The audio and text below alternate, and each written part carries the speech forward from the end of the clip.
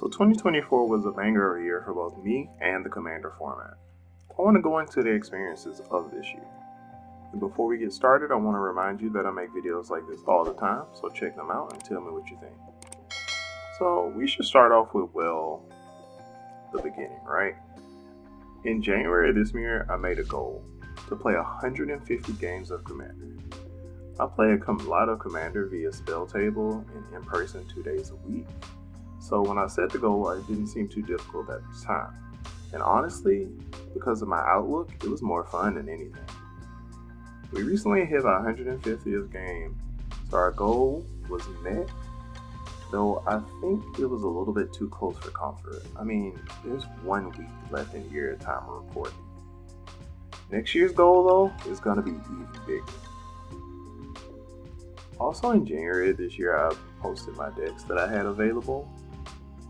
The decks that I had at the beginning of the year were as follows: Sovereign Okineka How, Urza, Chief Artificial, Castle of the Broken Halo, Magnus the Red, Vito, Fanatica Aquazats, Faldorn, Dreadwolf Herald, Inga and Eska, and Ikra Shadiki and Timna. I'm honestly astonished that the only decks I have left over from the beginning of this year are Vito and Faldorn, with Ikra and Timna Shadiki existing in kind of a stasis state.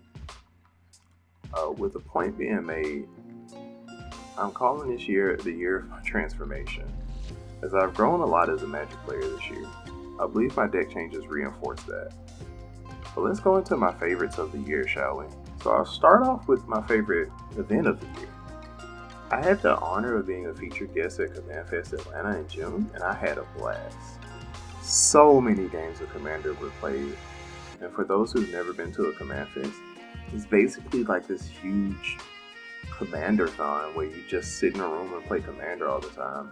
There are times where you can sign up for prize pots and get prize tickets to get stuff off the prize wall, and also there are other side events. Speaking of side events, I played in a Mystery Precon event and got the new Eldrazi Precon at the time. Modern Horizons 3 had just come out. There was also a Commander Clash area where I got to jam games with people, so it made it all the more fun.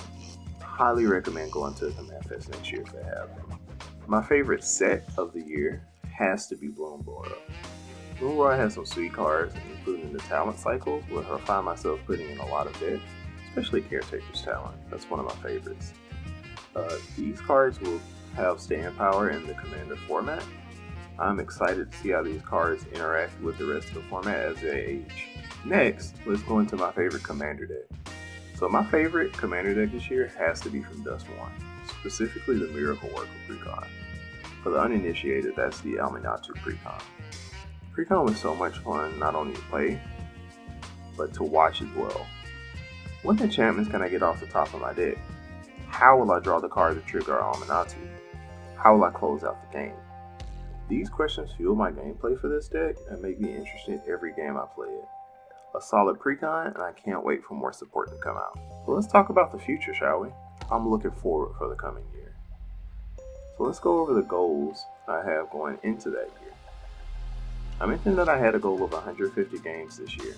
I think I'll increase that game amount to 200 for the next year. I'm going to at least 2 MagicCons, being Chicago and Atlanta, which will give me a ton of time and opportunity to play Magic. More goals I have for the year are as follows. As already stated, 200 games with Commander. Let's go. I also want to improve my deck building skills by stepping outside my comfort zone for my decks. I'll probably make a video on that in the future. And then focus on making the best in-game decisions for my games. Basically, there are some times where I feel like I have lost a game because of an in-game decision that I made because I didn't play as well.